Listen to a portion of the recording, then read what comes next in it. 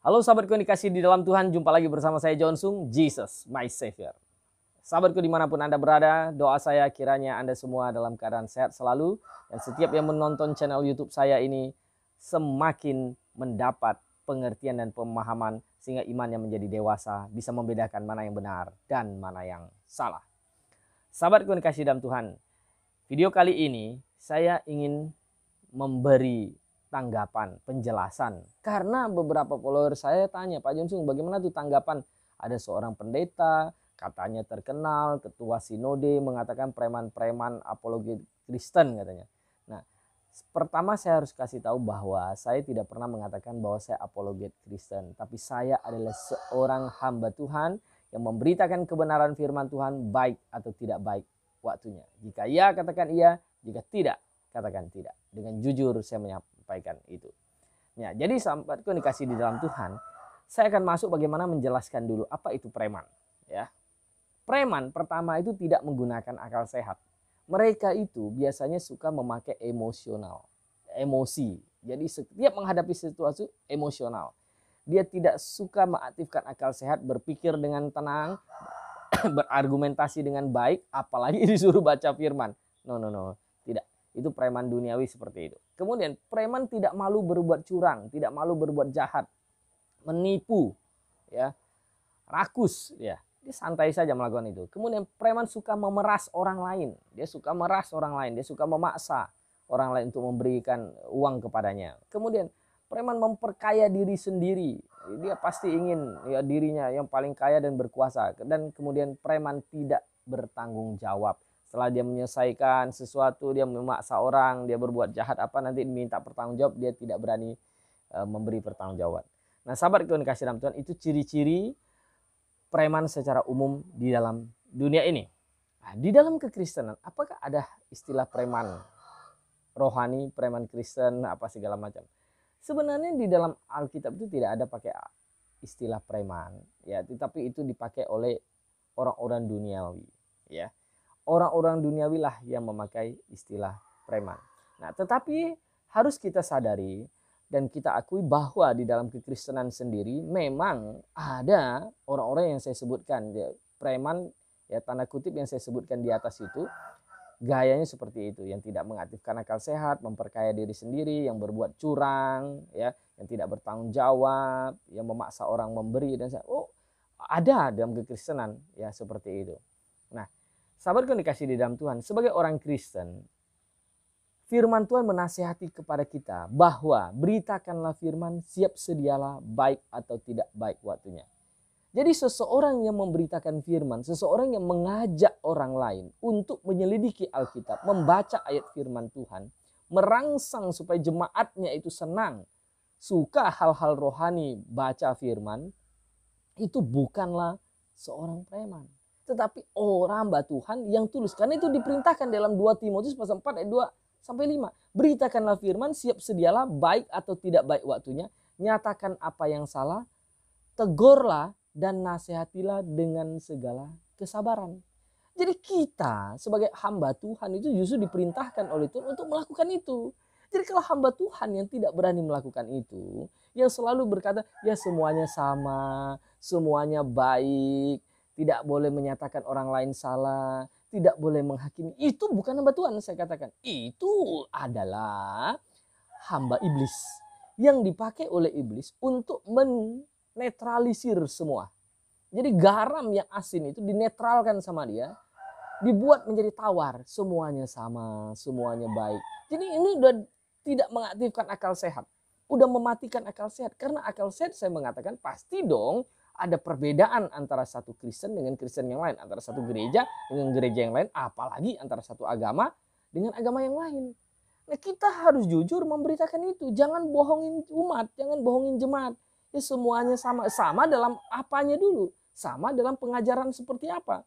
Nah, jadi sahabatku dikasih dalam Tuhan, firman Tuhan, Rasul Paulus menasihatkan kepada kita, tegurlah dan nasihatilah dengan segala kesabaran.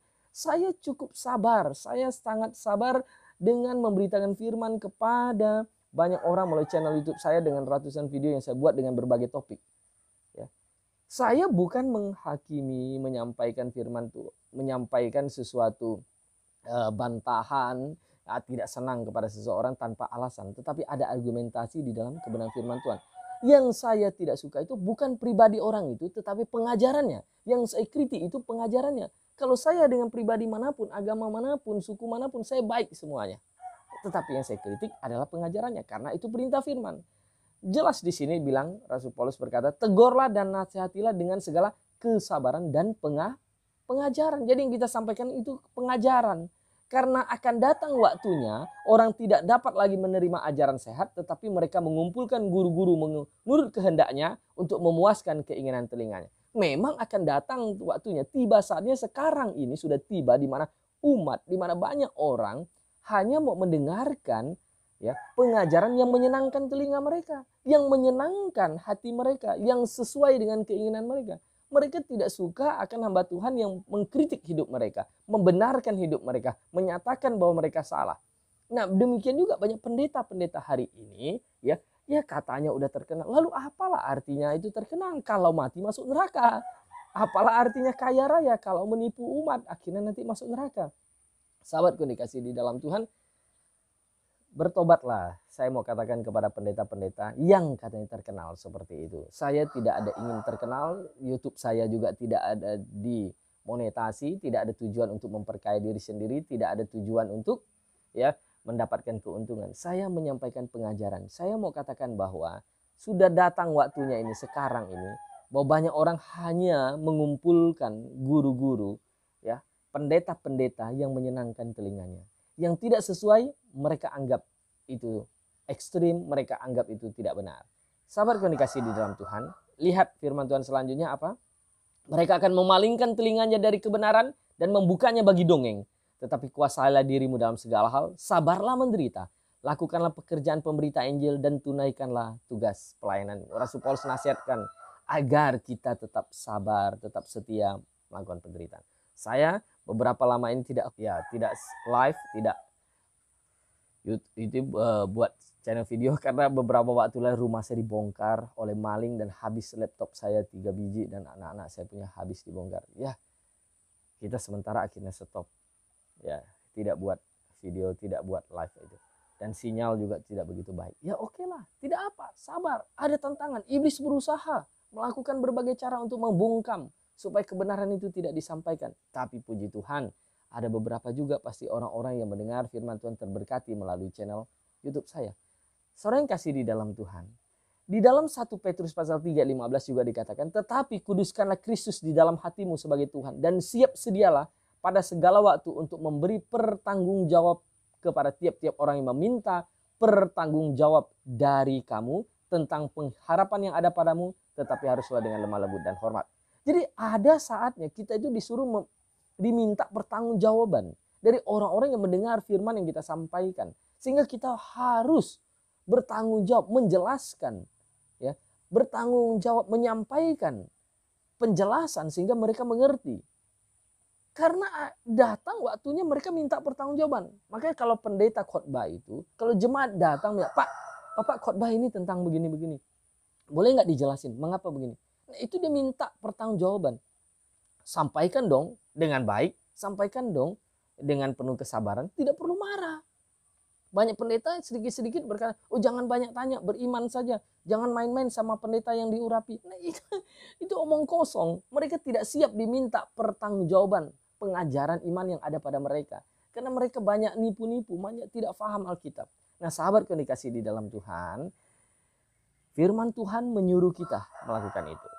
Lalu ada yang bertanya, bagaimana sih ciri-ciri preman Kristen dan mafia di dalam gereja? Nih, pertama, mengajar jemaat ikutin hal-hal yang mistik supranatural sehingga mematikan akal sehat jemaat. Sehingga jemaat tidak dirangsang untuk mengikuti firman Tuhan. Berpikir secara logika tetapi disuruh sedikit-sedikit. Ini pakai minyak ini nih, minyak urapan nih. Pasti kamu bisa sembuh. Kamu akan dilepaskan dari kutuk kebodohan, kutuk pisau operasi, kutuk kebangkrutan. Nih pakai ini. Ini adalah penipuan. Ini adalah penyesatan. Walaupun dia begitu terkenal itu pendeta, tapi itu pendeta nabi palsu dan penyesat. Ya, sadar itu. Kedua, menakut-nakuti jemaat dengan segala macam. Saya bilang tadi, kutuk ini, kutuk itu. Ya, kalau tidak memberi kamu akan ini segala macam. kamu akan disikat oleh belalang pelahap apa segala, ditakut-takutin, ya. Nah, oh saya dapat mimpi, kamu harus begini, kamu harus begitu. Oh saya baru berbicara sama Tuhan, bisik sama saya akan begini-begini. Nah ini adalah ya gaya pendeta-pendeta yang tidak menguasai firman, sehingga dia memakai cara kebohongan, penipuan dengan mengaku berjumpa Tuhan Yesus dan segala-galanya. Itu pendeta penyesat. Ya, itu adalah preman di dalam kekristenan dan mafia di dalam gereja yang merampok umat. Ya. Kemudian memaksa memberi jemaat untuk memberikan persepuluhan. Sampai saya kaget sekali, ada satu orang ya, dia WhatsApp kepada saya, kok Pak pendeta ini di gereja saya ini masa dia tulis, oh kamu masih ngutang persepuluhan ya dari bulan ini, tahun ini kepada gereja ini sekian. Padahal saya itu tidak kerja Pak, saya berhenti, saya itu diberhentikan. Waduh Pak, saya stres Pak ke gereja. Saya bilang tinggalkan itu gereja sesat. Tidak ada orang memberi persepuluhan itu karena pajak itu ditagih-tagih seperti itu. Memberi itu karena kasih. Jangan karena sedih hati atau karena paksaan, tetapi dengan sukacita itu memberi. Nah, pendeta-pendeta yang demikian itu harus ditinggalkan. Nah, kemudian ciri selanjutnya adalah khotbahnya selalu gaya motivator. Semuanya sama, semuanya baik. Tidak berani menyatakan kebenaran. Tidak berani menyatakan iya, tidak. Tidak, dia hanya mengatakan semuanya sama, semuanya baik, semuanya benar. Tidak boleh bilang punya orang lain salah. Anda bisa bayangkan, itulah gaya dari iblis. Menetralisir kebenaran. Dia membuat garam itu menjadi tawar. Nah, coba pada waktu zaman Tuhan Yesus, kalau Tuhan Yesus datang, dia tidak menyatakan kebenaran. Dia bilang, ya Farisi Saduki samalah, kita semuanya baiklah, yang penting kepada Allah Jehovah lah. Apa.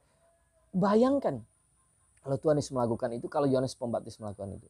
Tapi faktanya Tuhan Yesus menyatakan kebenaran, dia menyampaikan dengan jujur, sehingga banyak ahli Farisi, Saduki, dan ahli Taurat tidak senang kepadanya. Sahabatku nih kasih di dalam Tuhan, jika Anda melihat gerejamu, gaya khotbahnya seperti para motivator yang hanya tujuannya adalah ujung-ujungnya duit, untuk merampok, untuk mengambil uangmu. Dia hanya untuk menyenangkan telingamu, dia hanya untuk menyenangkan hatimu, tinggalkan. Itu bukan gereja. Tapi itu adalah tempat para motivator berbicara untuk merangsang jasmani, materi, dan dunia ini. Dan ujung-ujungnya mereka memperkaya diri sendiri. Hidup mereka akan mewah sekali, akan kaya sekali.